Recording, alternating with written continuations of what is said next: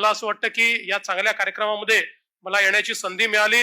खरं म्हणजे मला अजून एक कार्यक्रम होता. मी चिंतेत होतो की आता म्हणजे आपल्या रिले रेस मधलं बॅटन देण्याकरता कोणीच येत नाहीये, कोणीच येत नाहीये.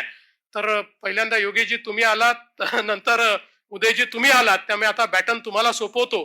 इथपर्यंत रेस मी धावलेलो आहे, उरलेली रेस तुम्ही धावा आणि सगळ्यांना योग्य प्रकारे पुरस्कार देऊन हा चांगला कार्यक्रम या ठिकाणी पार पाडावा. मी या निमित्ताने एवढं सांगतो की सातत्याने आमचे जे पत्रकार आहेत या पत्रकारांनाही ज्या काही अडचणी आहेत त्या दूर करण्याकरता सरकार म्हणून आपण प्रयत्न करत असतो, वारंवार त्याचे निर्णय देखील घेत असतो.